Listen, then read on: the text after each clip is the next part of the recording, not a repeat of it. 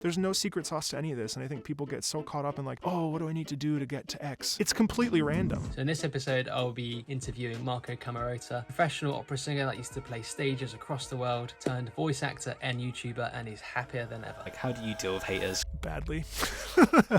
Marco, I'm so honoured to have you here. I've known you just over a year now from social media. And yeah, just welcome to the podcast. Thanks. How you doing? Thanks. It's good to be here. I'm excited to, I know we've hung out a few times, but it's nice to like do this on like an official way. Official. Yeah, definitely, yeah. And yeah, we I think every time we wanted to meet up, I think there's like a sort of life-changing event for both of us. And I think each time we grow, so either they'll be growing on social media, YouTube, which we'll come up to in a bit, and I think just ourselves as people and just like pushing through. But yeah, like how we both met it was TikTok, as most of the guests on this podcast. It was, you know, angry motivational man as a joke, but then like the amount of people it reached, and it is like a good message. So yeah, thank you for that.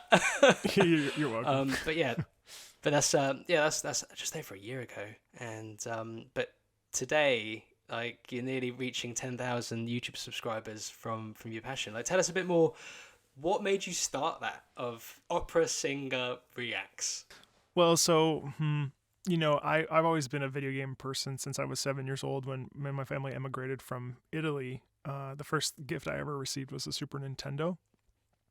And I was really impressed by the ability for games to tell a story and bring people together despite language barriers. So for instance, you know, I didn't speak English when we first immigrated, and I was there playing with my cousins. And so there was this sense of bonding that I felt with them.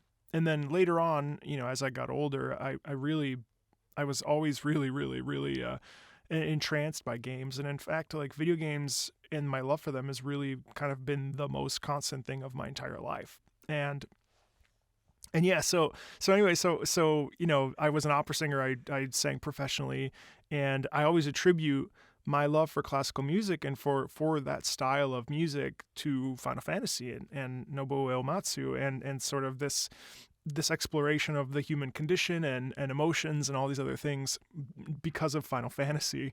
And fast forward, you know, I sort of retired from opera professionally and started a voiceover career, which has been going well, and you know, auditioning for opportunities and things like that in video games, but also in commercials and things like that. And I always thought, you know, like, I don't have anybody to talk to about video game music. I really don't. And like, no one I know loves video game music as much as I do. And for a year, I contemplated it. In fact, there's like an old TikTok I made where I was like listening to a song, and I didn't know how to edit videos together and do any of that stuff. So I sort of, along the way, the last year, sort of piecemealed it together. And then, I don't know, I had a life-changing event in January, and I've sort of been trying to rediscover myself. And yeah, I just said, you know what? My best friend was like, you should just do it.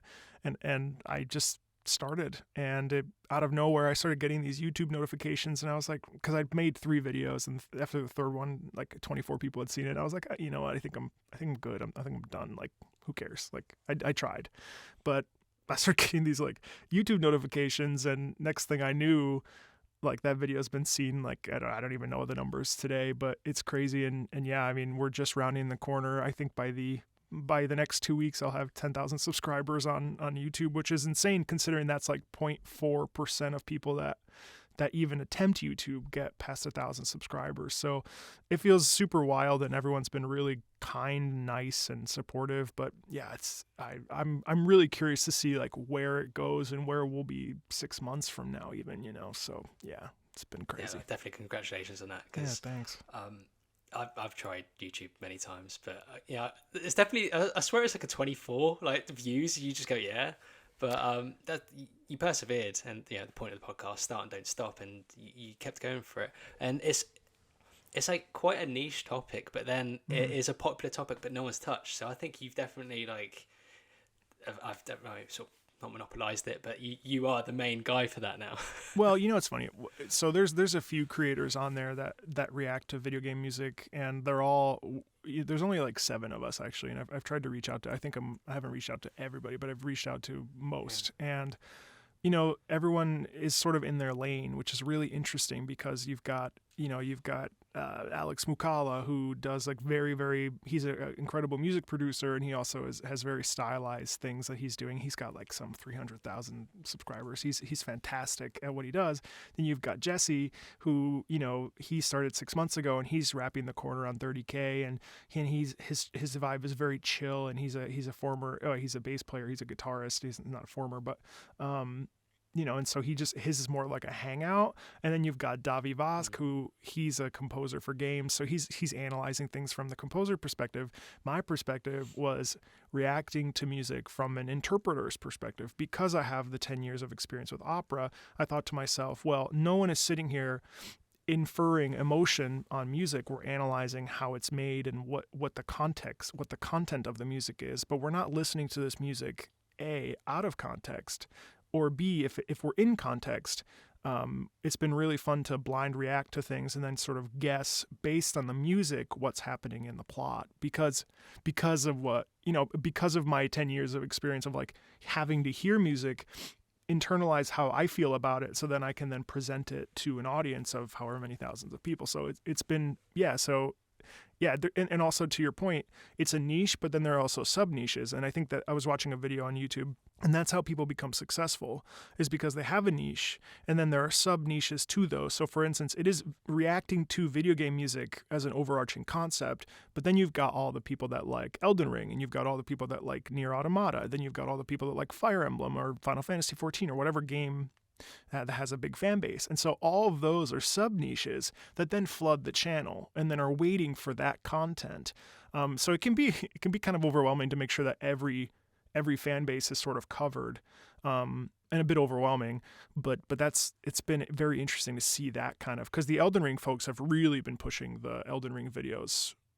Those have really been seen, because think about, it came out like a month ago. So there's also that. So with that, because I know games are limitless. Like, it's pretty much just like any game, but there's only probably so many you could do for Elden Ring. There's only like a certain soundtrack. Oh, you can correct me, but then like, is this it for you doing game, like one game for a month, and then you do another game for a month? Like, what's your setup for that? Well, so my goal when I started a month ago, I did 3 videos, and I kind of just casually did them. and then I sort of, once I realized that this was starting to take off, I said, well, I have to capitalize on this. One, because I wanted to get to 1K views, 1,000 subscribers. And then also you have to get to 4,000 watch time hours, which I think we just crossed 200,000 watch time hours in a month.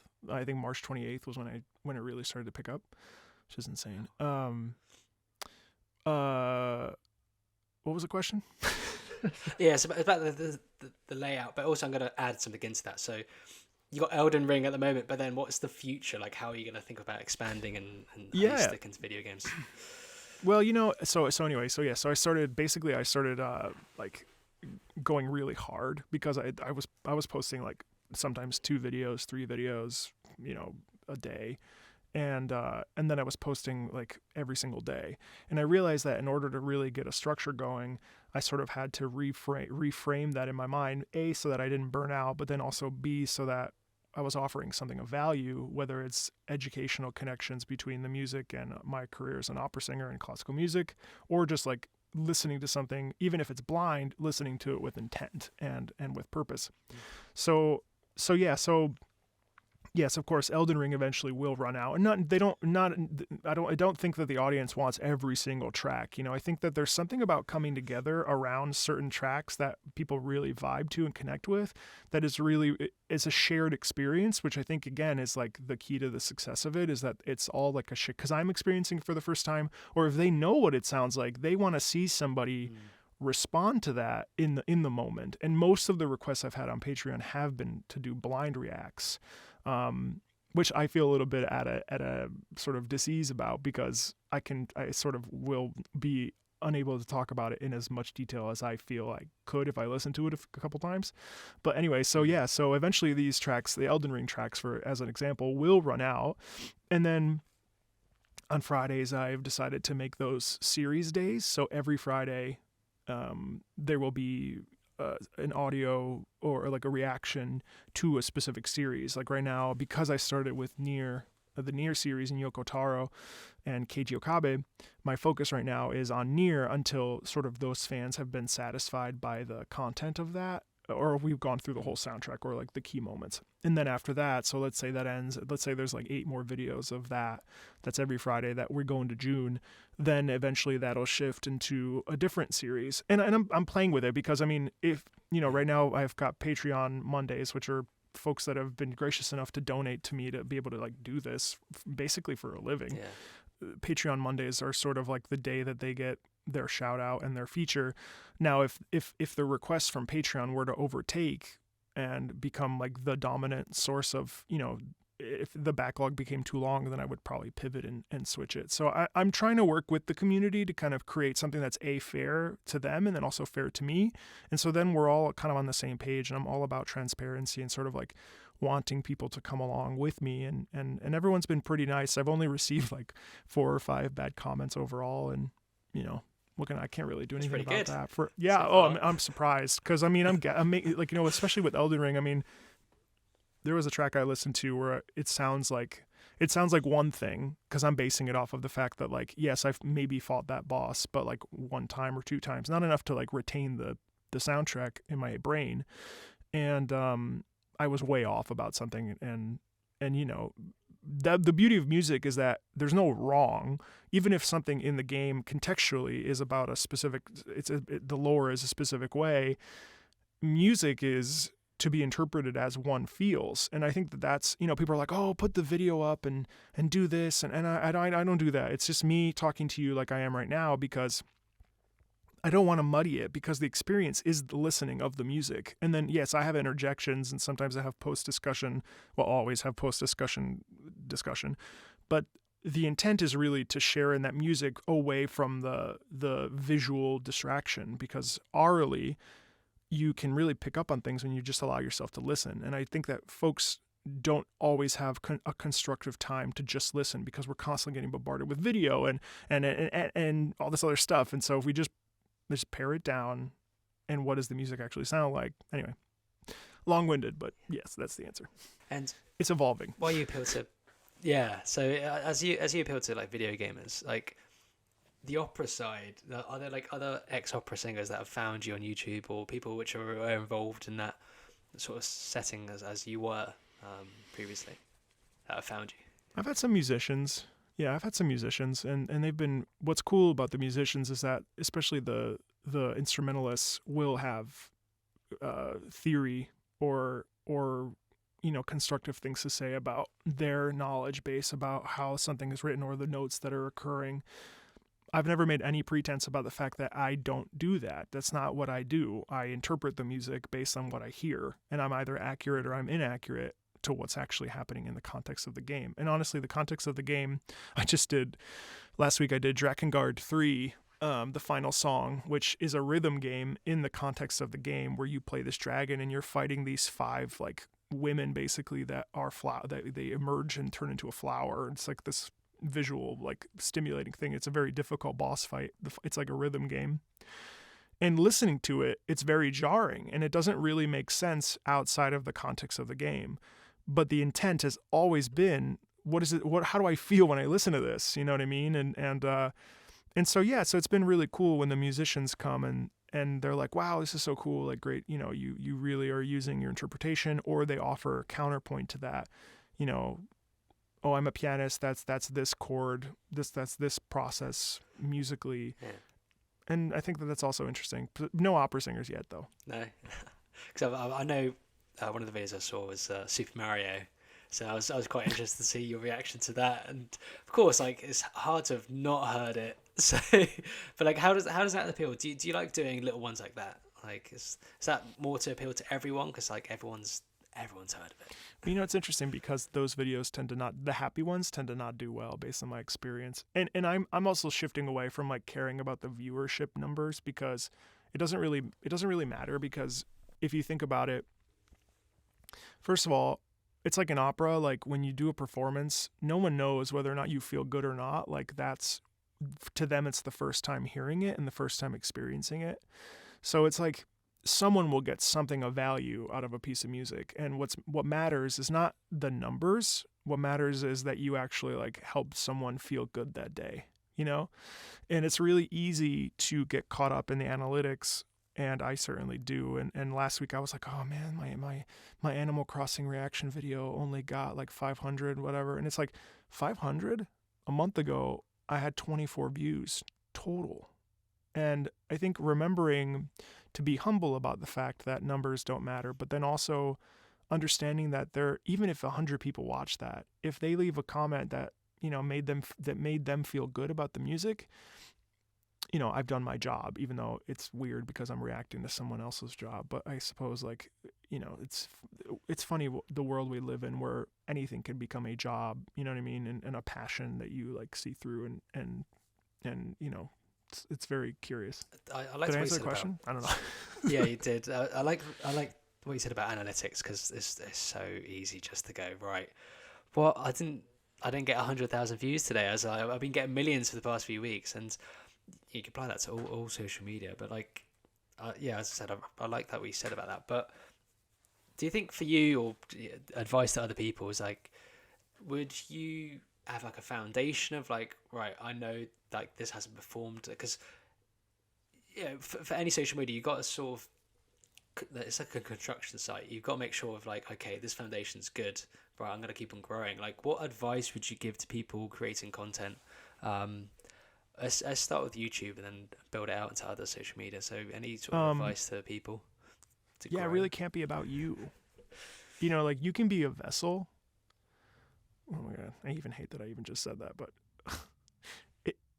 you have to be a vessel for something, because I understand that there are influencers and people that make their personality the YouTube, and make their personality the content. And sure, maybe my personality and the way that I talk or whatever, my demeanor helps people want to subscribe. But ultimately, like, I'm offering a service, which is listening to something that we have a mutual interest in listening to, but then also offering a counterpoint or a different way of looking at it, or allowing you, the viewer, a chance to listen to it with different ears. And that's, I think, what makes people, you know, that's what appeals to people. So like, it's like edutainment, but also not edutainment. And my advice is just to like find something you like and just like really lean in, and, you know, something that you can really feel like you can talk about a lot. Because even video game music, there are times where I'm listening to a piece and I'm just like, what the hell do I talk about? You know, or I think because everything ends up, you know, you can't fill. My advice is don't look to YouTube or to any social media to fill you, because you're always going to want more. That's really the key. Everything you want, everything you're looking for, you're not going to find in social media, because even 1,000 followers, then you're going to want more. You're always going to want more. You're always going to want more. So my advice is to like just start.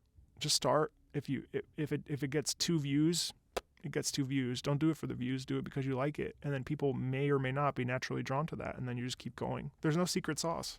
There's no secret sauce to any of this. And I think people get so caught up in like, oh, what do I need to do to get to X? It's completely random. And maybe it takes and maybe it doesn't. Your job is not to worry about any of that. Your job is to just do something because you feel good about it and stop caring about getting more. But for real, I mean, like, there's this, I was talking to my friend yesterday and I was like, man, you know, it's funny because like, I remember when I had 1,000 subscribers and I just couldn't wait to get to the next 1,000. And now I'm like, as I'm turning the corner at 10, probably by the end of the month, like I'm sad because, you know, my dad died. You know what I mean? Like, that's in January. Like, that's, I'm just finding ways to replace the actual processing of the loss of my father. And everyone does this, but we don't talk about it and we keep it a secret. But the reality is that like nothing's going to fill the cup until you decide to sit there and fill it yourself, you know? So it's your passion that you like, and it's getting to this level. But so I've lost my train of thought now.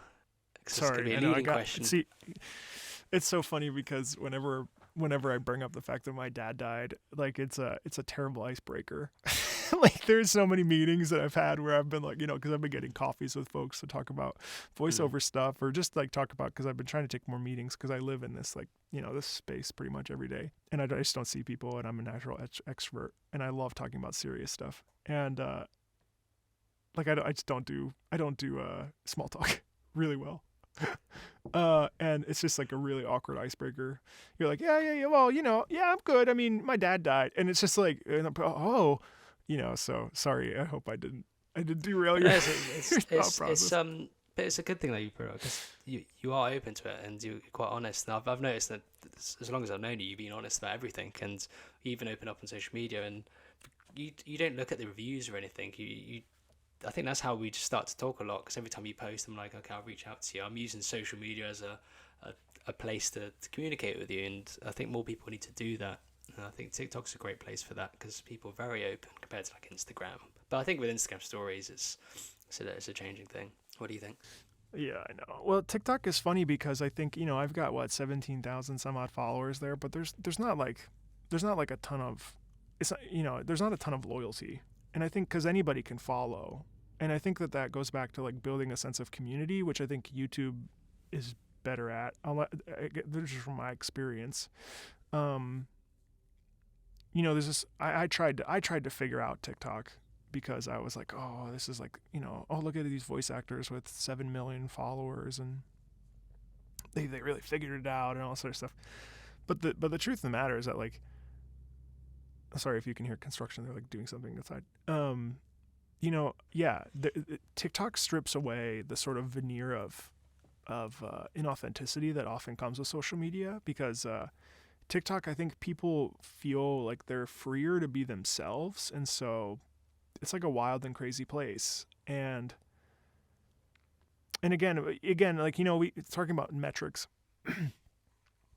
People get all hung up, oh, my video didn't do well, or oh, this and that. And it's like, yeah, because the system is in place so that you can't trump it. Because if you can beat the system, then you become too successful. And so anytime you depend on an algorithm or a number to define you and define like what you're producing, it's a complete and total like sham. And getting 20 to 22 views, but then the next video you somehow get like 100,000, and you get like a stream of comments. Eventually that trickles away, and that dopamine spike goes down, and it's up to you to like hold fast to the fact that, like, don't let an algorithm dictate how you feel. And it happened to me last week, and that's why I'm talking about it now. I was like, oh, my video, it just didn't perform well. My TikTok got like 5 likes overnight. And I do delete my TikToks. But if they don't do well, I delete them. I don't know why. It's like a weird thing. I just like, I don't know why. That's probably a dumb social construct thing I do. No, I did that last week. So don't worry. No, it's honest, because you get this expectation. It's like, I've poured my heart out. I've done everything. And then you're like, oh, why did I do that? And then there's videos of people saying, like, responding to that, and it's like, I can't believe this stuff, So I don't know. I just think like, yeah, I know. Anyway, TikTok is weird. I love it, but it's definitely definitely a place to be authentic. But yeah.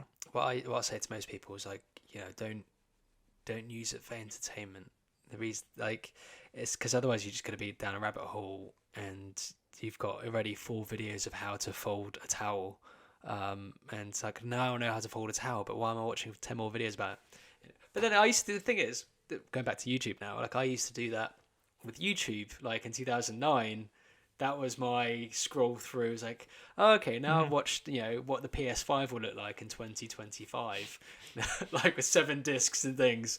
And like, oh, okay, this guy's got, he's got video game footage of like gameplay of a PS5. Let's watch that. It's 2009, like. Yeah, I know. But yeah, with TikTok, I sort of given up a little bit, and I just use it because it's great to reach specific people with it. I just needed to know how to make an augmented reality filter. Like, I don't care. My goal for that video is to find someone. It got like 100 views, but someone commented, say, "Oh, I've just tagged someone which can do it," and I had a meeting within 24 hours. Wow. I was like, okay, that's it. That's like the most targeted thing I've ever done. So now I'm thinking, okay, well, maybe if I need a designer or like I think we were talking earlier about Fiverr, but if you want to find a voice actor, you can probably just hashtag voice actor and it'll appear on your feed. Actually, though, And the thing is, like, I do think it's a good place for business. I mean, I had a really meaningful conversation with a manager that I connected with, that I knew through the business, but then I connected with him on a deeper level because of TikTok and because he saw my TikToks, and we had a really nice phone conversation, and all because, like, of the content. But it's very easy when you target. I mean, you've got a great account with the Marvel locations thing. I mean, like, that is incredibly, like, niche. Not even like it's like I can't believe people care about that, but they do. I can't believe people care about watching me talk about video game, but people do care. And again, it's like that shared, like, oh man, that's so cool, that was filmed in London, or that was filmed in Brighton, or, you know what I mean? Like, because it connects them to themselves, and there's a shared bonding over the experience of knowing that it's filmed in London or England or wherever. You know what I mean? Like, it's interesting stuff. Again, let's go back to the targeting thing, because I pinpoint. It's like I think my first video of that whole series, it's really bad, but I saw someone else doing it. So he's like Star Wars locations you can visit, but he did the whole world. And I was like, I'm just going to do the UK, because I know all the UK locations. The first one didn't do well. I was like, no, if we're going to do it as a series, I'll do number 2. And that popped off. And honestly, that one video has changed my life. I've, like, 2 weeks ago, I was at a movie premiere because of it. Like, it was... because someone found my TikTok, so an agency got in contact with me, which was helping Sony Pictures promote Morbius, and I just emailed them like, "How did you find my email address, and how did you find me?" It's like TikTok. I'm gonna streamline the crap out of this YouTube channel soon and put, like, split it into parts. I don't have time to do that, but I'm gonna ask for some help, because there's a whole world of folks that can come from TikTok that are into the exact same thing. I mean, it's so cool that exactly what you're saying, like the fact that TikTok is beautiful in that way, where if it starts to pop a little bit, then it really takes off. And then, I mean, I've had a bunch of those kinds of usually viral videos or viral sounds that I've shifted, and it's just crazy how it can totally, it's so targeted, and it can really change up your whole world, really. I mean, there's so many, ever think about that? Like, there are so many creators that, my favorite is, what's his name? He's the chef that unravels everything in front of you, and he has beautiful music playing, and he looks like Johnny Depp, or he looks like, and, he has, like, beautiful music, and it's, like, very eclectic and beautiful, and he's now, like, he's been on cooking shows, and he was on Good Morning America or something. He was on one of these shows, and it's just like there are so many people that have gotten a chance to live a fuller life because of TikTok. And that's the beautiful part of it. But of course, then we've got the opposite part, where it's like people wanting to become XYZ. And then the sting of it never, because they're wanting it so badly, there's this constant tug between their want and the reality, and combining I always say luck and preparation equal opportunity. You have to have luck and opportunity. You have to have luck and preparation, and both of those combined will maybe equal opportunity. Thanks. I had to mark that as a clip. That was beautiful. No, but I agree with you there, because it's like for yourself, like, you moved from being a opera singer to a voiceover artist, and now you're doing your passion, but then that's capturing a lot of people's attention. And your voiceover work as well. So, like, you're saying that you need to streamline it. So I think that was what I was doing wrong at the marketing profile, which that's where we found each other. But I was so like hell bent. I was like, I'm gonna find work from talking about it. But then I just I haven't posted on that account for ages, and I'm just focusing on just the stuff I enjoy. And somehow, like, my marketing business is doing very well, even though I'm not posting, like, because I'm doing the Marvel stuff and using myself as an example, as well as the clients that I have been with. So, well, and also you're being authentically yourself, and you can't hide from that. You know what I mean? Oh yeah. A lot of people try to hide, but the reality is that, like, at the end of the day, the thing that makes you is authenticity, and, like, what leaning into what I hate this phrase. I hate, like, oh, just be yourself, just be you. There's only one of you. What the hell does that mean? Doesn't mean anything, unless what your interests are and where your passions are, and then you take your passion and you work within and around that. You don't even need to find a shtick. I could have easily just reacted to videos. I do. I don't always tie it back to opera, but people enjoy the fact that, I authentically present a version of myself, which is never the true version, because everyone has a perception of everybody, but no one knows the true reality. Not even you know the true reality of who you are. But it's your job to chip away at those layers that you build up over time as you get older and from a childhood into adulthood, and you develop this sort of like layer of shielding, of protection. It's up to you to sort of chip away at and peel those layers back. And people will see those layers and think, oh, that's who Tim is. That's who Tim is. That's who Marco is. But the truth is that, like, it's your job to peel all of those away and get to the root. And then from the root, from the core of that, that's where you like step into your power and become, the most authentic version of yourself. And then it's up to you if you choose to present that publicly or not, which in your case, it's working because you've done some of the work. You know what I mean? I've done some of the work. God, there's so much more work to do. You know what I mean? Like, no, I totally agree with the more work. Like now I've still got hundreds more ideas of like this Marvel stuff. Like, okay, well, I've done the website, which you might have seen. Like, what's the next stage? Okay, maybe like a scratch off. The Google, the maps, right? Yeah, and then next I'm thinking, but I've got to push myself to it, is like a scratch off list of like a list of locations in the USA you can scratch off to visit. But that's a great idea. I need to push myself to that, and I need to like, I've got everything. I just need to design it. It's always something. But you will. Something else you can do.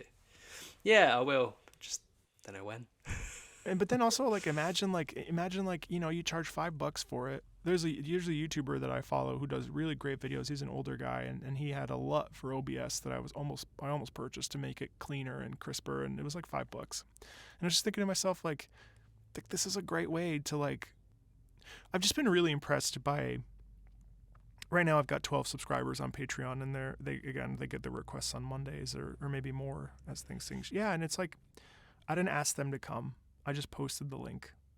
I did say like, hey, this does take me 2.5 hours each time to record and then edit if you want to support. But I'm really impressed by what people are willing to pay for. And the thing is, like, look at video games. Like look at sorry, I don't mean to pivot back to me, but it's the point. It's your podcast. I know, but you look like people buy skin. I buy skins for $20 on Fortnite or for or for COD. What did you get? Or Call of Duty. I got Ezio Auditore di Firenze, of course. It doesn't make any sense in Fortnite's no build mode, which I love.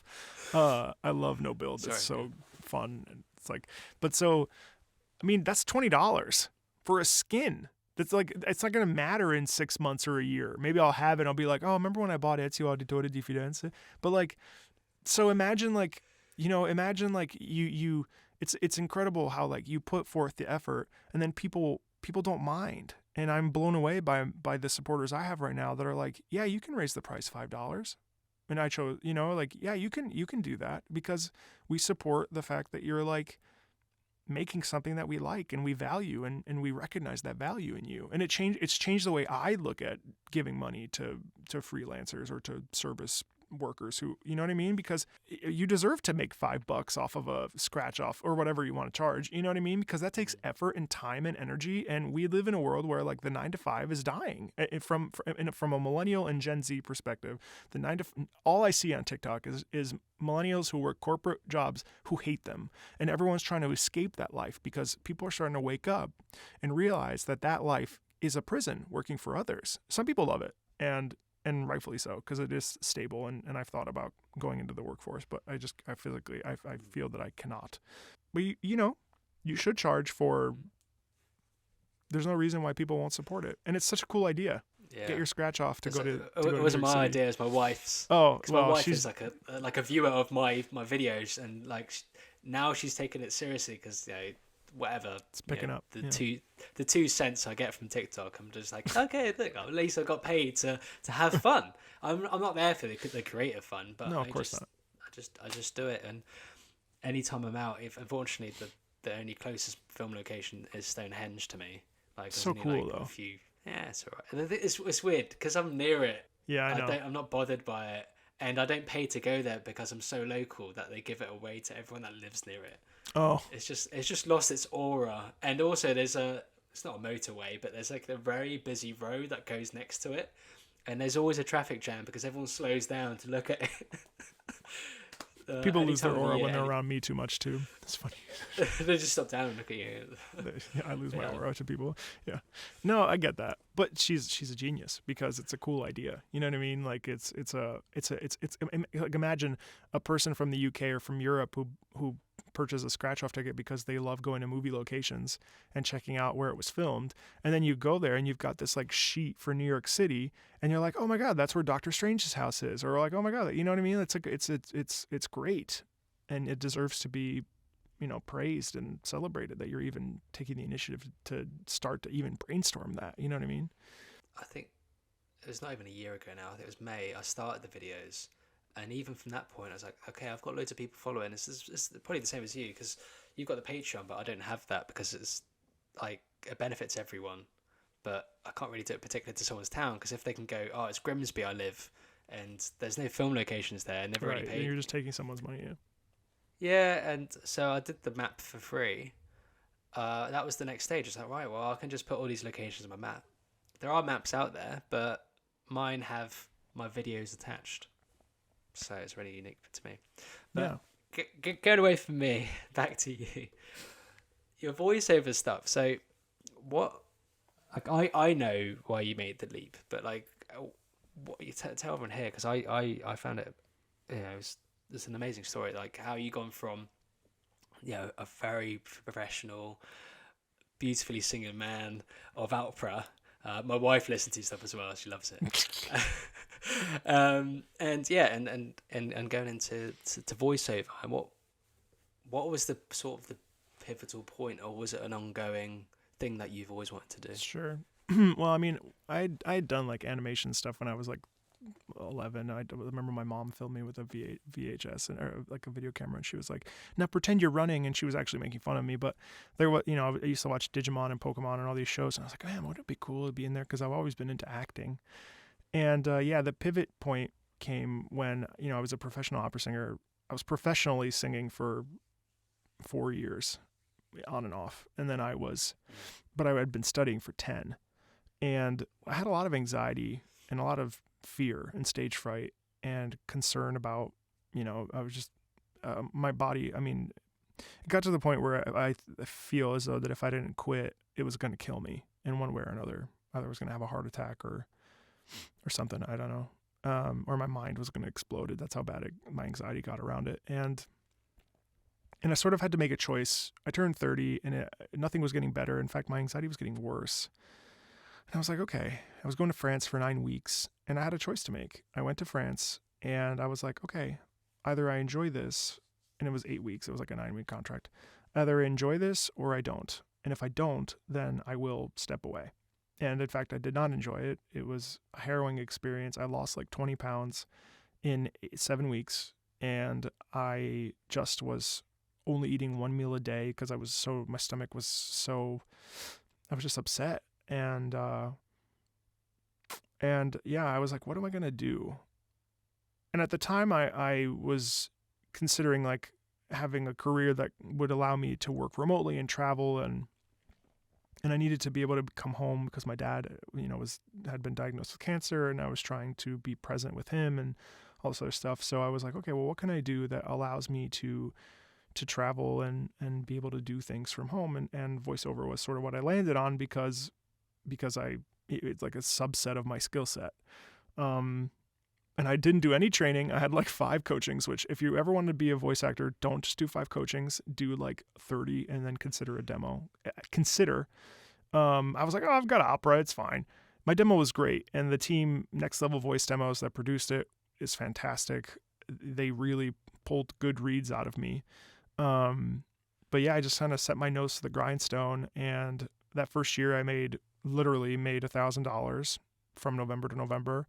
The second year I made in 5 figures, low 5 figures. And that was just from like sheer gumption. Some auditions I won. I was doing some singing stuff for brands. which all came through voiceover agents. And yeah, I'm just kind of plowing through. I do a lot of, right now, I'm in my 3rd year, and I do a lot of corporate training stuff, which is really nice because it's really reliable, and I get it every month. And if I find like another 2 or so clients, I would definitely be a full-time voice actor. Right now it's a full-time effort, part-time income, but I'm happy with where I am today compared to where I was last year. And it's just an ongoing growing process. And now who knows what will happen with the YouTube channel, but again, I don't really view that as like something that is to be exploited monetarily, because it's such a passion that if I happen to get paid, that's really cool. But I know that some of the other creators are full-time reacting and doing all that. So my goal is always to end up becoming a full-time voice actor and doing that every day. The problem is just never leaving the house. But that aside, yeah, that was how I pivoted from opera to voiceover. I just sort of decided and just did it. There's no secret sauce. And I think a lot of people get discouraged because like, oh, I want to be in video games. I want to be in animation. I want to be in a cool national commercial. Yeah, I'll join these pay-to-play sites and I'm going to get lots of auditions. It doesn't work that way. Almost everything I've gotten has been gotten from me reaching out to somebody and asking for if they kept a roster of voice actors. And there's no secret sauce. And most days I don't make any money from voiceover. So, it's one of these things where it kind of lump sums, but then you never know when your next job is going to come. Like, sort of the life of a freelancer is just like unpredictable. I can tell. But through those like periods of not getting work, was there any point where you were about to go, you know what? Yeah, I'm going to go work like full time somewhere. But what made you get through those times the most? It's no secret sauce. It's for you, how you got through it, because someone might resonate with you. Yeah, I mean, I work for voiceactorwebsites.com. But again, that I do attribute a lot of that to like being a personable person and being a well-rounded person. So like I'm a project manager for them, and it's not full-time work by any stretch of the imagination, but it does help. You know what I mean? And I don't know, I just can't do it. I can't do the 9 to 5. I'm like not built for that life. And I think coming to terms with that, I mean, my father was a landscaper. He owned his own business. It wasn't a huge business, but in a lot of ways, I definitely feel like I'm his son, because he was a musician in Italy and then he emigrated here, and he sort of retained that musician spirit. And I carry that sort of soulful, like, I'm going to do things my own way attitude that he also had. So how did I get by? Luck. And I happened to have like some money saved, and I had like a church job. You know what I mean? So it's a little bit, I don't know how useful that is to anybody listening, but like, I've been lucky to have like enough to get by, but I never feel safe or comfortable. Never. I would like to be, but the idea of going into the workforce just scares me too much. I'm too scared to lose. I'm just too scared to lose myself. That's the driver then, like the fear that you have to maybe go back. That sort of drives you away from it further. Yeah. The idea of like having to do a 9 to 5 is really distressing. So I guess, yeah, it is the motivating factor. That's fair, man. I'm in it. It's not fun. I mean, look, yeah, but I mean, I don't know, but I'm not prepared for when I'm 65. You know what I mean? So there is an alternative where it's like the system works because the system works. But like circling back to what I said, like people are starting to wake up to new potentials and leaning into that new potential and being really critical to yourself about like, is it working? Because one of the things I notice with a lot of opera singers sometimes is that opera singers think that they're good, but they actually have so much more work to do. And they're always blaming other people for why they didn't enter into a program. And only sometimes is it true that a program is political or it didn't take you because of like politics. A lot of the times it's you. And a lot of people don't want to do that self-reflection and say, oh, it's me. I'm the reason why things didn't work out, because that is too much accountability. And we're not really programmed to like face the consequences of our behaviors. And we think we've done enough. And so we think that we're owed something. I've seen singers that were extremely successful 3 years later. They don't have a career anymore. It's kind of interesting because I'm sort of completely alien to the opera singer like setting. Like, so you got like for film and the musicians, you got the Grammys and you got the Oscars, but for operas, because it's different. You got it's more classical. So, what is it like for yourself? Did you know you can go, all right, 10 years time, if I work really hard, I can be next to X and Y, or was it more of it is just your day job? That's how you saw it. Like, how did you see it, and then how is it? How's the reality? Yeah. I mean, I always thought because I was a tenor, because I am a tenor, and I have high notes, and it's the most rare voice type for men, and it's like a very difficult path, and they're always in demand. You know, I never even questioned whether or not I would work.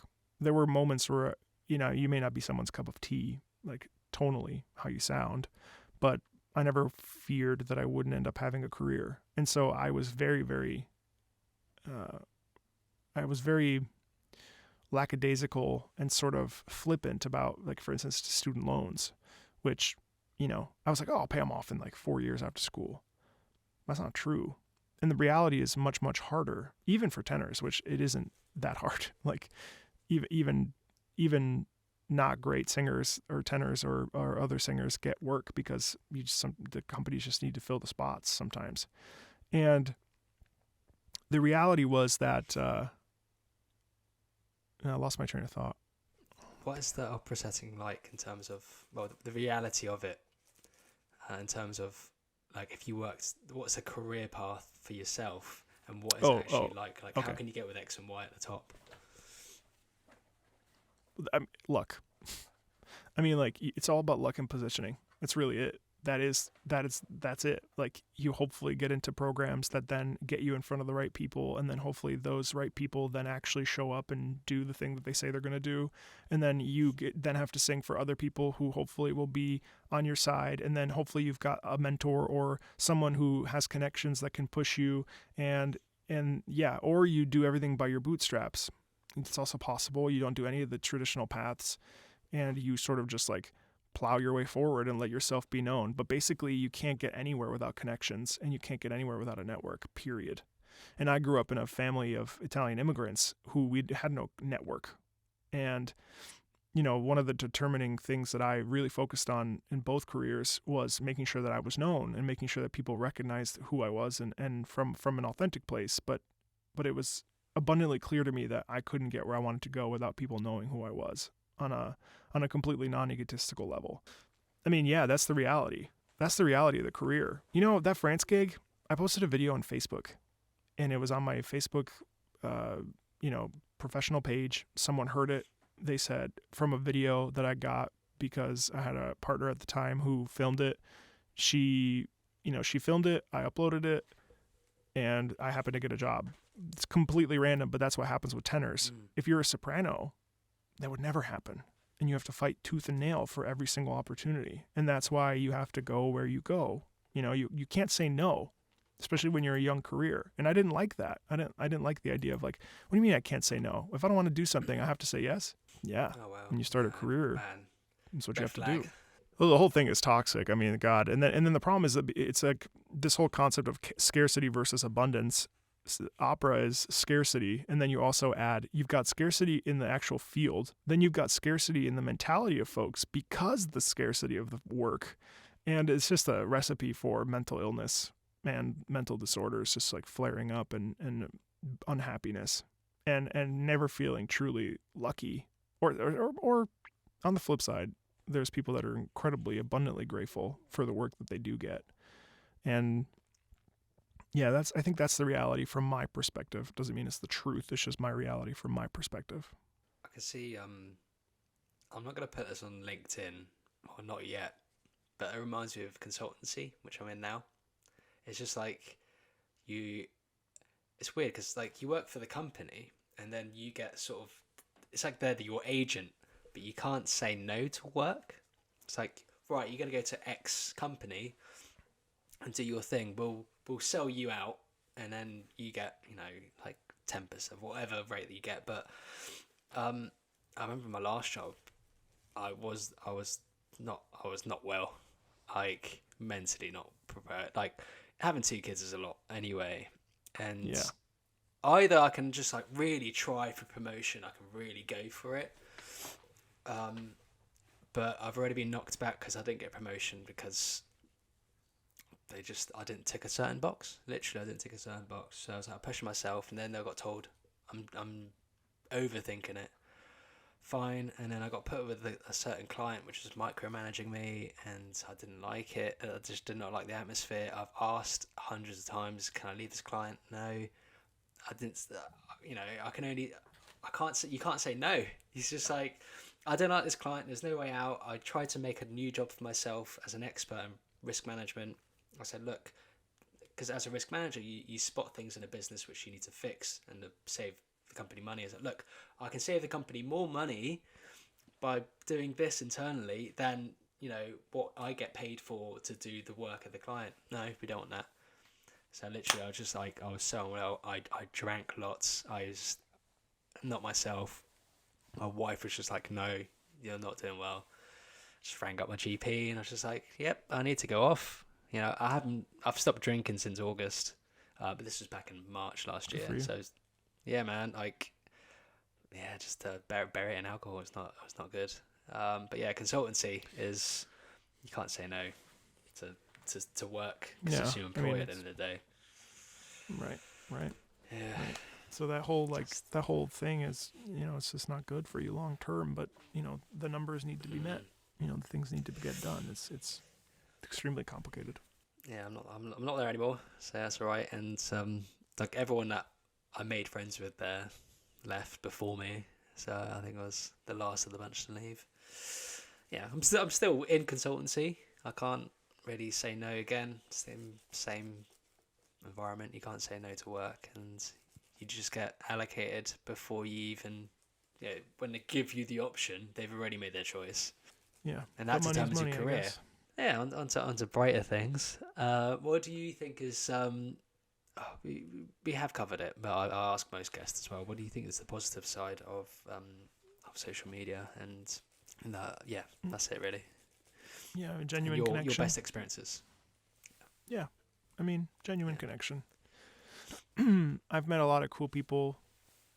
Just a lot of nice, supportive people have come out on YouTube and stuff, and it's felt really good to even some of these I've made really good friends off of TikTok. You, for example, but then also I have like a few other friends that I really feel close to and bonded to that I never would have met if it wasn't for social media. And also, like, my entire business is functioned off of social media. Like, my entire business functions on LinkedIn, basically. And, you shouldn't let your business run off of another person's, like, thought process or algorithm. But, to that end, yes, I understand, like, you shouldn't be defined by an algorithm. But it does. When it connects you with the right people, it really feels good. And yeah, being less alone. And I think the pandemic really shifted. It used to be like, oh, I should just get off social media because, like, I can go see my friends. But, like, not really anymore, so, yeah. An extrovert like me, I need the social media in my life. Otherwise, I would have to actually face my demons.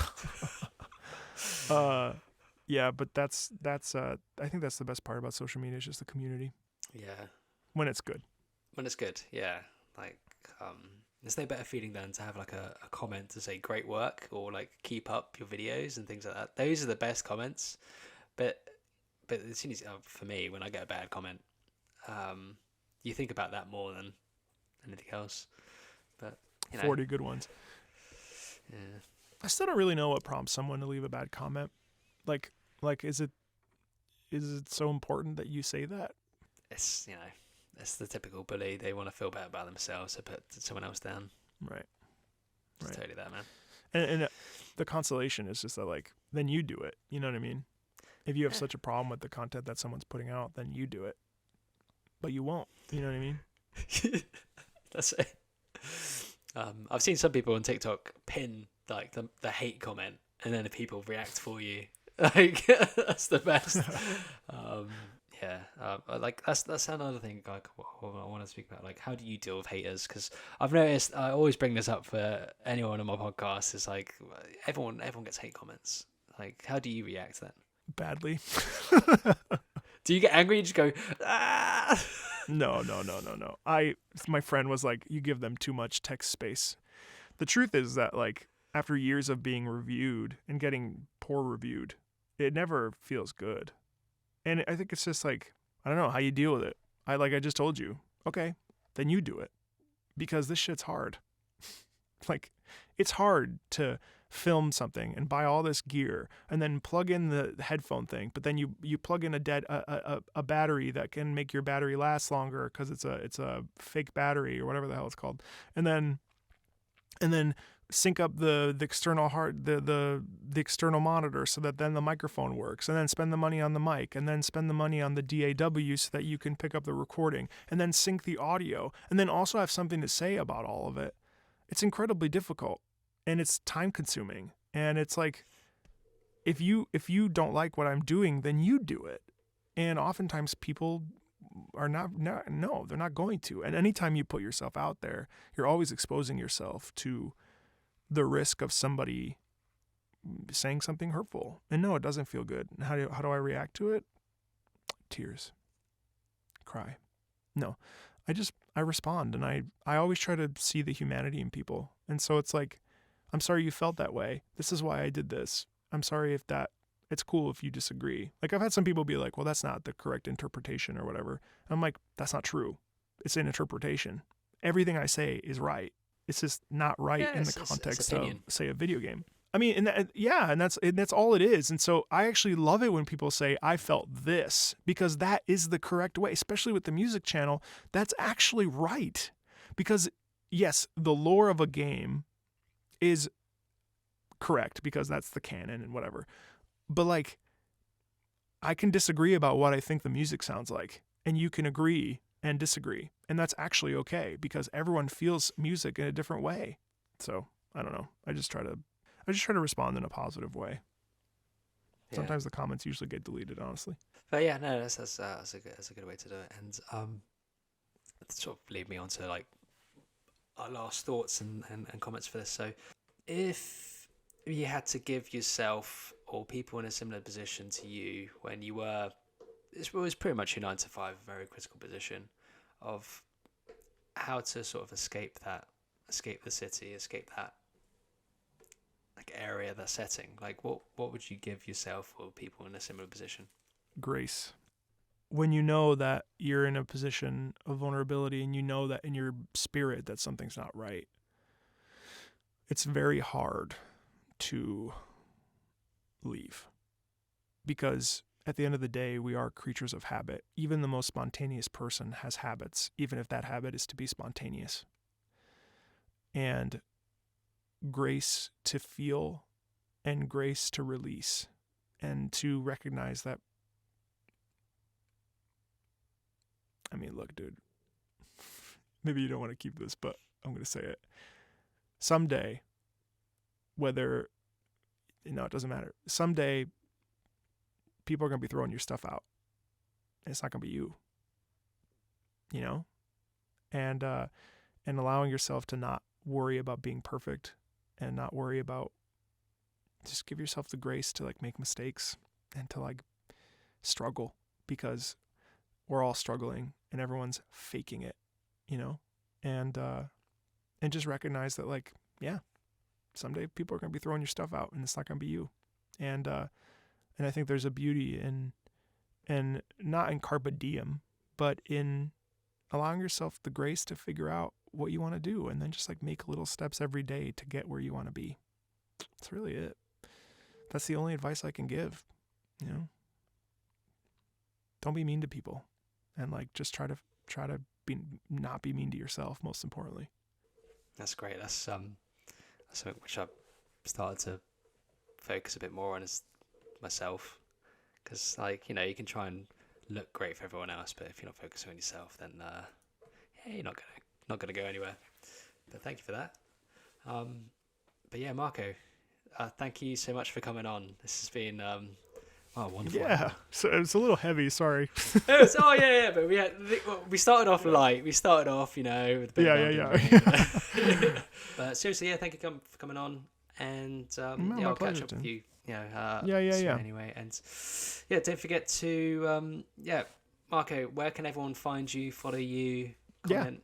I'm on YouTube, Marco Meatball. If you want to check out some fun reactions to video game music, and if you want to request a song, that's at patreon.com/Marco Meatball.